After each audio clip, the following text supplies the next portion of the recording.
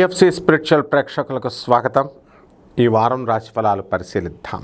ఓం అరుణాం కరుణాతరంగితాక్షిం ధృతపాశాం కుశపుష్పబాణచాపాం అణిమాదిభిరావృతాం మయూకైః అహమిచ్చే విభావయే భవానీం శ్రీవిద్యాం శాంతమూర్తిం సకలసురనుతాం సర్వసంపత్ప్రదాత్రీం సకుంకుమ విలేపనామణికచుంబికస్తూరికాం సమందహసితేక్షణాం శశరజాపపాశాం కుశాం అశేషజనమోహినీ మరణమాల్యభూషోజ్వలాం జపా కుస్మభాసురాం జపవిదౌ స్మరేతంబికాం.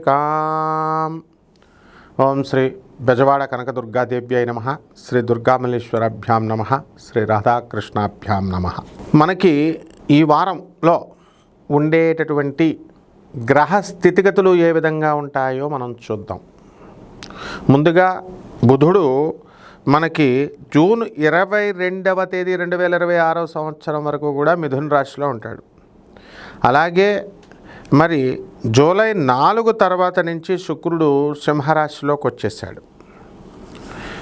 అలాగే రవి మనకి ఈ వారంలో జూలై 16కి రవి కర్కాటక రాశిలో ఉంటాడు. అలాగే కుజుడు ఆగస్టు 2 వరకు కూడా వృషభ రాశిలో ఉండడం అనేటటువంటిది జరుగుతుంది. ఇక శని వక్రించి జూలై 27 నుంచి వక్రించి మీనరాశిలోకి వస్తాడు. అలాగే రాహు కుంభరాశి, కేతు సింహరాశి. దీన్ని బట్టి ఒక్కొక్క రాశి వారీగా ఎలా ఉన్నాయో ఫలితాలు చూద్దాం.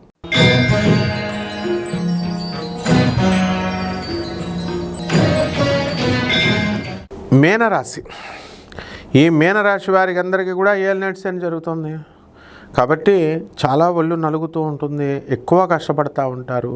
మీకు కొత్త జాయినింగ్ లెటర్లు వస్తాయి, మీకు కొత్త ఉద్యోగాల్లో పెద్ద పెద్ద ప్యాకేజీల్లో ఇండియాలోనే ఎవరికీ లేనంత పెద్ద ప్యాకేజీ ఉద్యోగం మీకు వస్తుంది. అంటే విదేశాలకు వెళ్ళాలనుకునేటటువంటి మీ ఆలోచనలు ఇంకా పరిపూర్ణంగా పూర్తి కాకపోయినప్పటికీ కూడా అవి కూడా పూర్తవుతాయి త్వరలో. మరి ఈ యొక్క పంచమంలో ఉన్నటువంటి గురు రవి గ్రహాల ప్రభావాల వలన మీరు చక్కగా ముందుకు దూసుకొని వెళ్ళిపోతారు. డబ్బుల ఆదాయం బాగా పెరుగుతుంది. అలాగే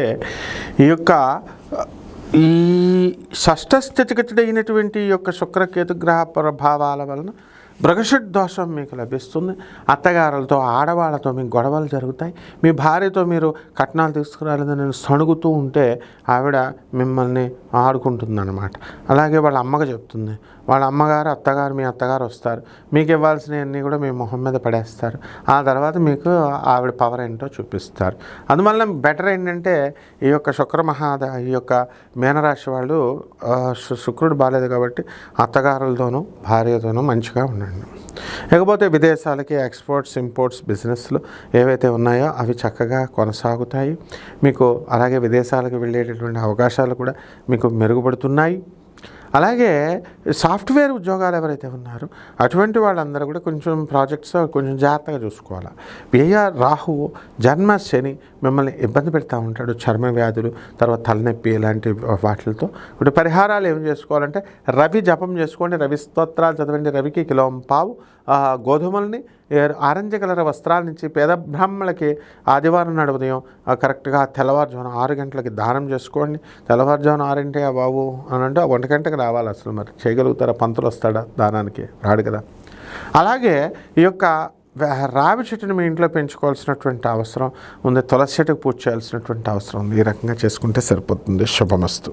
తిరిగి వచ్చే వారం కలుద్దాం. సెలవు.